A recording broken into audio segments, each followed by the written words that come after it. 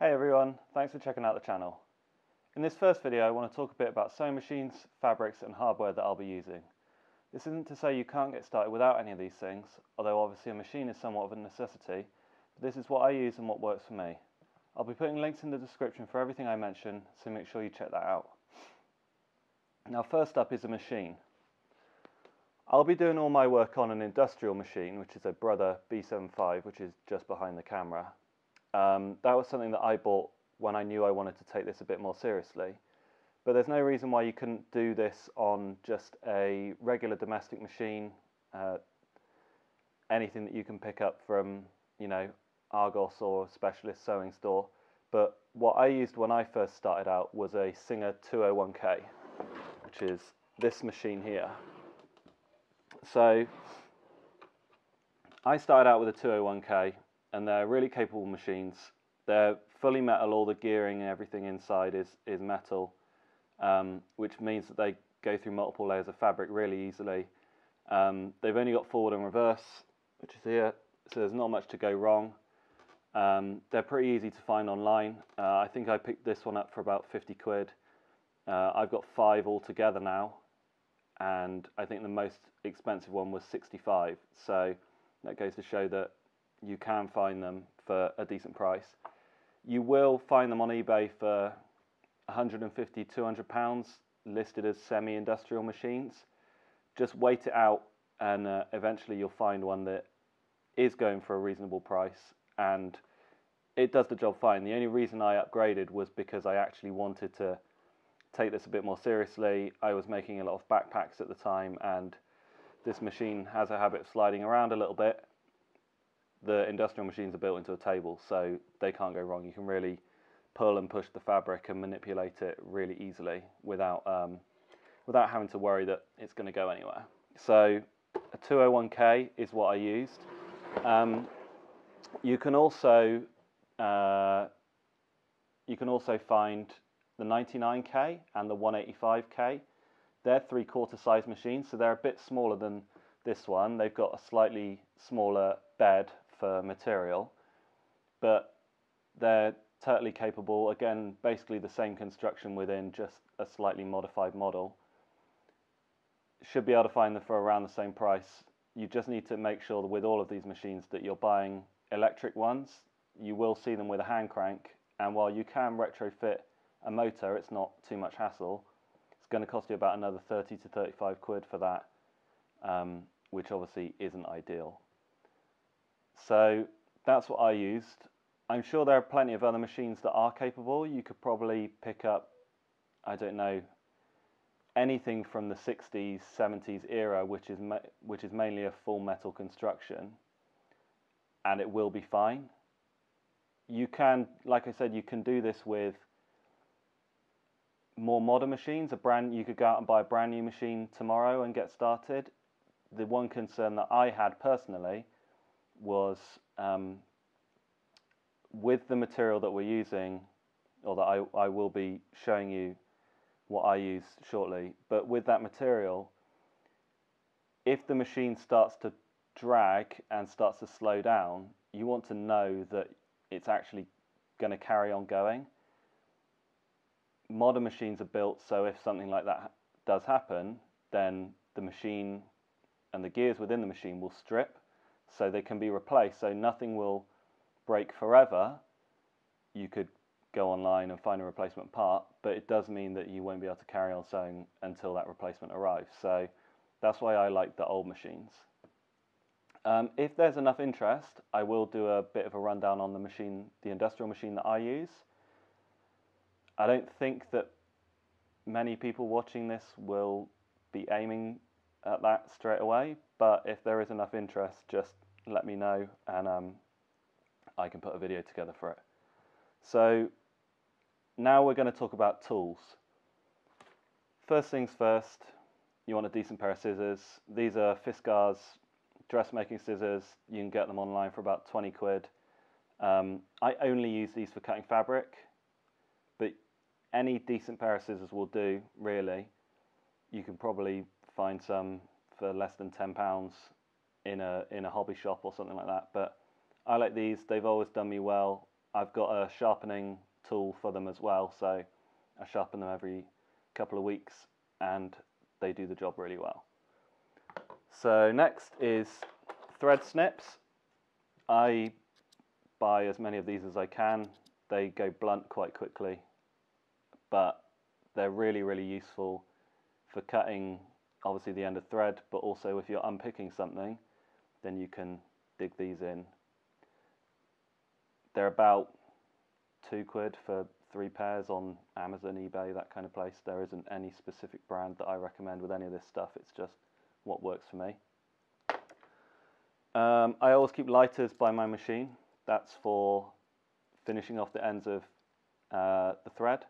So I always backstitch, cut the thread and then seal it with a lighter. It's also great for webbing. So if you need to melt the end of webbing or binding, so if you're edging the fabric, then cut it with a pair of scissors, finish it off with a lighter. It means it's not going to go anywhere.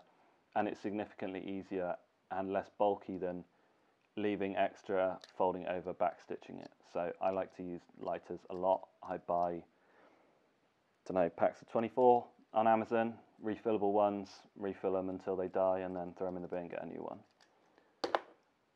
For marking fabric, I use Chaco chalk liners. I found that these are really, really useful. They last me a month or so at a time and I'm using them constantly. So for your hobbyist, if you're only making something every now and then, they're probably going to last you 6+ months before you need to replace them. They're about £6 each. You can buy replacement refills, so just this bottom bit here. I find that by the time you've used up that chalk, the mechanism that lays it onto the fabric is usually busted. So I tend to just buy new ones and then chuck the old ones in the recycling. I have used tailor's chalk in the past, but I find that it doesn't leave a precise enough line. When you're marking something, that leaves a line 1 millimeter thick, really easy to cut, really easy to see. Whereas tailor's chalk, the more you use it, the more it gets worn down. I just had so many issues with it, I just gave up. There's probably a better way to use it, I just didn't know, couldn't find anything online. So you also want a bunch of rulers. This is a 12-inch ruler, I've got a 24-inch ruler here. I also have a meter stick just there and a big old long piece of wood which I use to mark a full roll of width roll of fabric. So fabric comes in rolls 1.5 meters wide. So if you could find a ruler that's 1.5 meters wide, obviously that's going to be really useful because when you're marking up fabric, ideally you want to cut across the roll. I've worked out with all my templates and my products that I can cut a height of material, the full width, and using that specific height, excuse me, I can get a bunch of different products out of it. So I've got 1.5 meters wide of fabric and I can get a road roll or a jersey pouch or a bar bag or a frame bag all out of that same fabric, which is obviously really useful. It means that I have as little waste as possible. You're probably going to want to get a framer's square, which you can get from most DIY shops, Wix, B&Q, Homebase, that kind of stuff, or online. I think this one cost me about £6. Really useful for obviously marking 90-degree angles. When you're cutting fabric, excuse me, just try and put that back. Won't go, chuck on the floor. And I've also got an adjustable set square. You can get these online for about £10. I don't use these for cutting against, I only use them for marking because it's not metal. If you cut against it, there's a risk that you're gonna cut the plastic.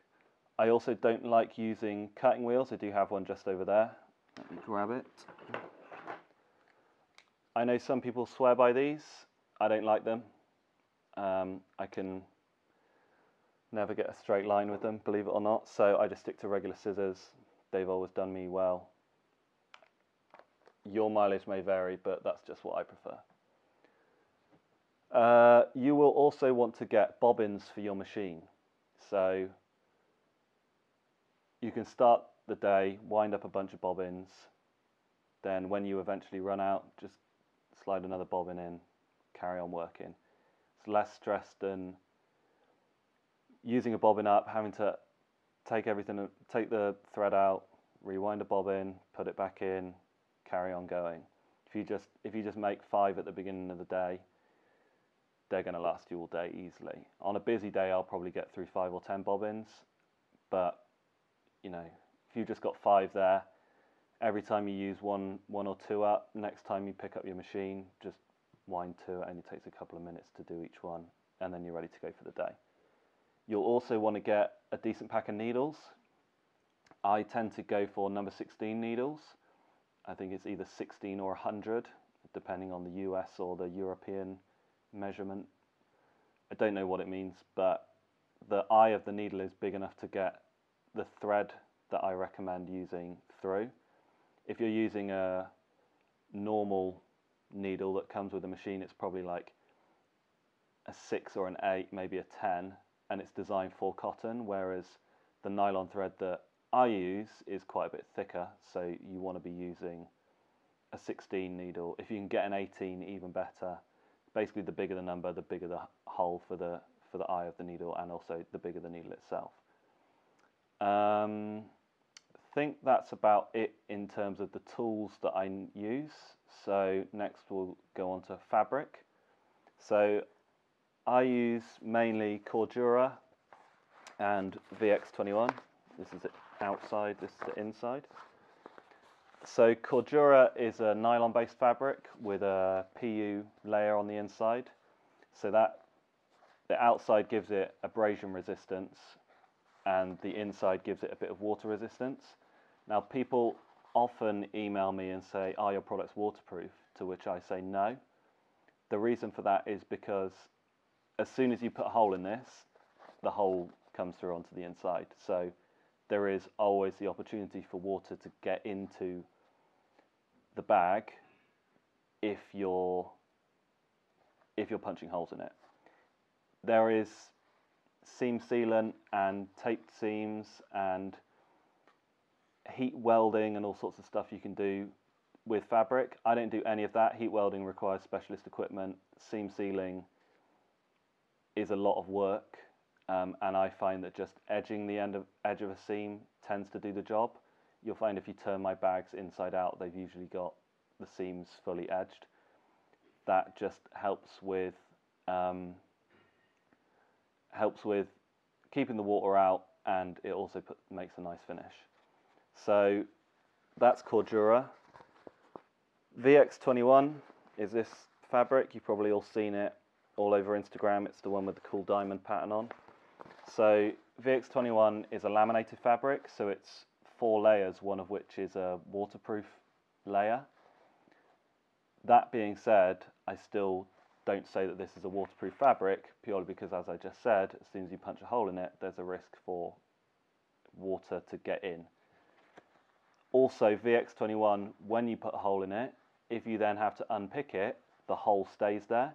You will be able to see the hole through the fabric, whereas Cordura, because it's got a slightly tighter weave, it will kind of seal itself up almost, and you can afford to make more mistakes with Cordura. So Cordura is about 11 quid a metre plus VAT.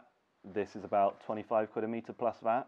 So get comfortable with Cordura, grab the VX21 once you're happy and you know you're not going to mess anything up. That being said, this is great stuff to work with. It's really easy. It's got a nice level of stretch to it, so something that I often do is I manipulate the fabric. If something's not quite lining up, which tends to happen when everything is cut by hand, you can give it a bit of a pull or a bit of a push, and it will stretch a little bit, it will give a little bit, which allows you to go around corners and bits and pieces like that. Right, I will recommend a supplier shortly. It's called Point North. That's where I've always bought my fabric from. They also do stuff like waxed cotton, ripstop nylon, those kind of fabrics which a lot of people are keen on.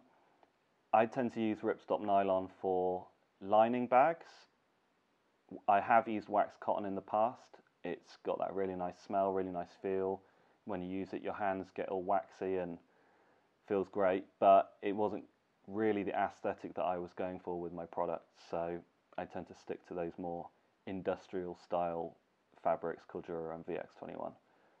On occasion I will use X50, which is another dimension polyant fabric, so from the same family as the VX21, but it's hard to find in the UK. Mainly have to order it from either Europe or America, which can be a bit of a pain, as well as expensive. You want to make sure you're ordering 5 meters at a time, which is going to cost you about 150 quid to get value for money. Otherwise you end up spending 20 quid on fabric and 20 quid on shipping, which no one wants to do. That is fabric. So let's move on to webbing and hardware and accessories. So webbing, I buy 100 meters at a time, but Point North do no minimum. So if you want to order 5 meters, then they're happy to do that. I would recommend nylon webbing. I tend to only use 25 millimeters. On occasion I use 50, but it's pretty rare. That's only on some select products. You can also get 45 millimeters, 38 millimeters, that kind of stuff. But you have to consider that every different width of webbing that you buy, you also then have to buy the hardware that goes with it, so buckles and tri-glides and that kind of stuff. So grab a few meters of 25 millimeter nylon webbing, say 5 or 10 meters. It's probably going to be about 40 to 50 pence a meter, so it's not expensive, and that'll do you to get started. With Cordura, a meter is fine. You know, from a meter of fabric I can get maybe 10 bar bags, if not more. You can get the same amount of road rolls, jersey pouches, that kind of stuff. So grab a couple of meters, different colours, whatever you fancy. Like I said, I tend to save VX21 until you're confident and comfortable with the machine. But yeah, that's what I would go with. Some different colour Cordura and some webbing. You will also want buckles and hardware to go with this. So what I mainly use are double-sided release buckles. Now, I will do a video on these specifically because they have a cool functionality. Basically, they are adjustable at both sides. So some buckles just have a small loop on the one side and then the locking bar on the other side. These have it on both sides, so it means that you can adjust them from either side. Great for belts, roll top bags, that kind of stuff. This is a tri-glide. You've probably seen them on numerous different bags. It's just for adjusting the length of a strap, keeps it nice and tidy. I've also got ladder lock buckles down here, which are the ones that you see on backpack straps. And I've got D-loops as well, which I use for the rack bags. They're great. All of this stuff is great, but you probably won't need it to get started. So again, I think these are about 80 pence each. I'd probably grab 10 or so, and the tri-glides 20. I think they're about 20 pence each. So this stuff isn't expensive. You probably spend £50 on your first order, and that'll last you a good couple of months. And again, 50 to 60 quid for a sewing machine. All in, you're looking at 100, 150 quid really, and you've probably got enough fabric and you've got a machine. You could make almost a full set of bags. You know, we're talking frame bag, bar bag, saddle bag, all that kind of stuff.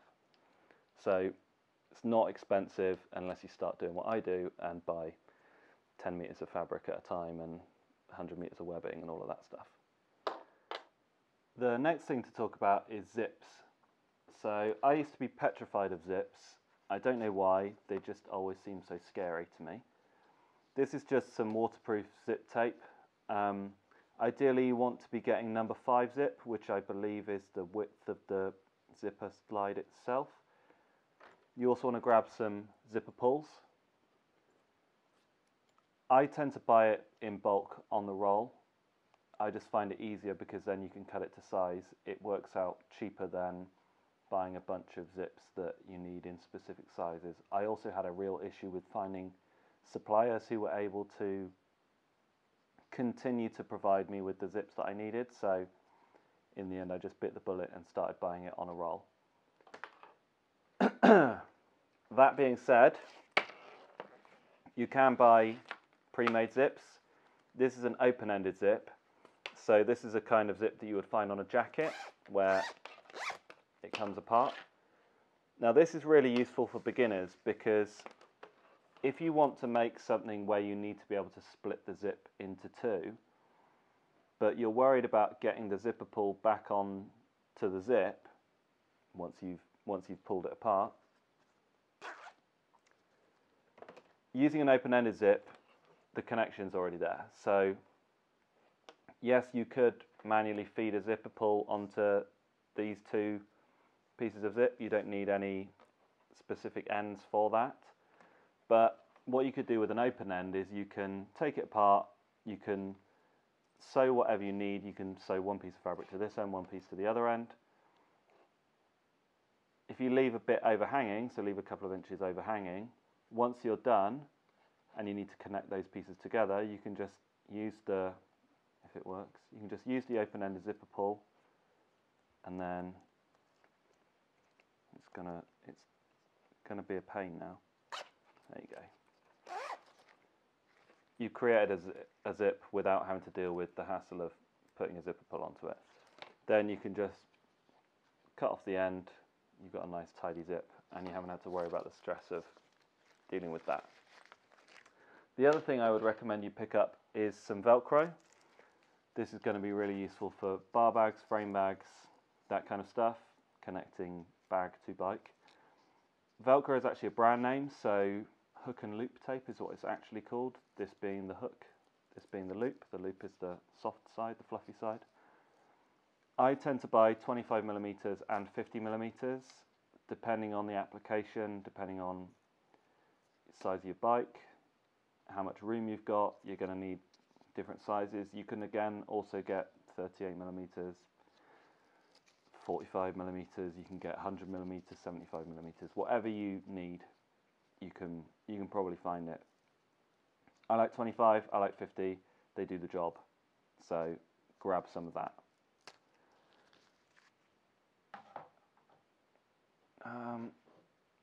Right, what else? Thread. This is V69 bonded polyester thread. So the 69 is, I believe, the size of the thread. It might be the tensile strength, to be fair, but you can buy this in, this is 3,000 meters, I think. 3,000 meters or shorter. I think you can buy 500 meters or 1,000 meters or something like that. 3,000 meters will cost you about 35 quid, but it will last you almost forever. 1,000 meters or whatever the smaller amount is, I can't remember off the top of my head, is going to cost you about a tenner. So I'd say start off buying the smaller reels. I've got a couple over there and over there. Start off buying the smaller reels because you're probably not going to use a ton of this. Yes, you'll use it winding bobbins and that kind of stuff, but this is probably going to be too much. That being said, if you start taking things seriously, feel free to buy this. It does work out cheaper in the end, and you won't find yourself getting to the middle of a project and having run out of thread. Something that is worth bearing in mind is that this hole is quite large. So something that I have done for the Singer is I went to a hardware shop, got some, I think 25mm dowel, cut it down, drilled a hole in the end. That then goes in there. That means that when it goes on the thread stand that the Singer has on top, it doesn't wobble around and fall off. Just drill a 6mm hole, something like that, and then that goes on nicely. Because the thread stand is designed for a regular cotton reel, they're significantly smaller, so you just want to make sure that you've got some kind of support. You could probably do it with something else. This was just the way that I always did it because think I had some dowel hanging around at my parents' house when I was working there, and it just made sense. And when I was doing the workshops, I used the same thing. It just meant that the thread didn't fall off the machine, so that was really useful. It comes in a bunch of different colours. This is green.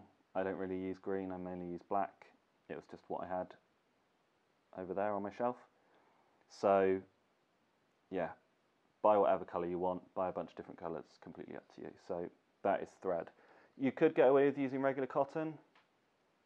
This stuff cuts really well, it burns well, so when you're sealing off the end with a lighter, it catches really nicely and makes a nice seal. And it's just what I've always used. It's nice and strong. At some point I will do a video talking about stitch length and that kind of stuff, but not yet. So that is thread. I'll put that back with the machine. I think that's about wraps it up. If there was a weird bit where I changed slightly, that was because my video camera cut off after 20 minutes. I did actually finish the entire video, started to edit it, realised that I only had 2/3 of it, and so I've had to come back and finish the end off again. If you watched this far, thanks. I know it's going to be about 25 minutes, half an hour, something like that. Probably should have said this at the beginning, but I would recommend watching it at 1.5 speed. Maybe I'll put a little thing in the description. If you've enjoyed it, great. If you've got any comments or criticism or likes, dislikes, blah, blah, blah, leave a comment. I'll try and get back to you. I know I'm rubbish at replying to emails, but I'm going to try and be more proactive with YouTube, because this is hopefully going to become something more. If you want to support the channel, I've set up a Patreon account. I think it has 3 different tiers, a $1, a $2.50 and a $5 tier. That's just because all of this is expensive. I've had to buy lights and editing software and all sorts of bits and pieces like that that didn't come cheap, but that's part of life. I don't expect you to do anything like that. It's not a problem if you don't want to do anything like that. I'm hoping that as the channel grows, maybe you'll see the value in it. I have started to design some patterns, or convert the patterns which I have in my head into actual physical patterns, and I will be putting those up for sale on my website. The reason I'm going to put them for sale is because they're kind of my property, and I've been doing this for 6 years, and I think that it probably has value. That's not to say that you can't do it yourself. I didn't have any patterns when I started, and I managed to make a whole bunch of bags, so don't feel like you need to buy them, but they will be there. I will be referencing them when I come to make other videos.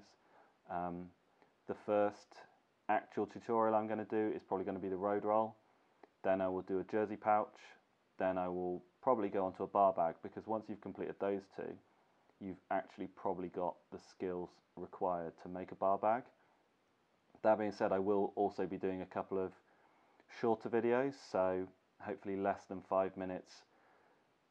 How to do a webbing ladder, so that's used in the road roll, and then excuse me, and then the bar bag and a bunch of my other bags. And I'm also going to do how to install a zip. So I use 2 different ways, one with a flap, one without a flap. I'll show you both ways. It should be quite simple. It's not going to stress you out. It's just marking a bunch of lines on some fabric and then putting a needle in the right place. So I'll be doing that. Hopefully in the next couple of weeks, I'm going to aim for maybe 1 video a month. My issue is potentially running out of content. You know, I'm not going to vlog like someone else and here's me making this, here's me making that. It's just going to be, here's a tutorial, here's a handy tip, here's some information, that kind of stuff. So if you've got anything you want to see, leave a comment. If you've got any comments, criticism, like I said, again, leave a comment. If you want to subscribe, that would be great. If you want to stick a like on the video, that would be great. If you want to share it on Facebook or Twitter or Instagram, or write a letter for your mum and tell her that you've seen a great video, feel free. That would be great. It really helps me kind of grow the channel, because what I want to do is inspire more people to make stuff. and hopefully help people to make stuff. I think that's it. I did say all this stuff already, but like I said, the video camera cut out, so I had to say it all again. I'm going to leave links in the description for everything I mentioned, suppliers, machines, everything. Please click them, check them out. Yeah, I think that's about it. So if you watched this far, thank you very much, and I will put another video online soon. Thank you very much. Cheers.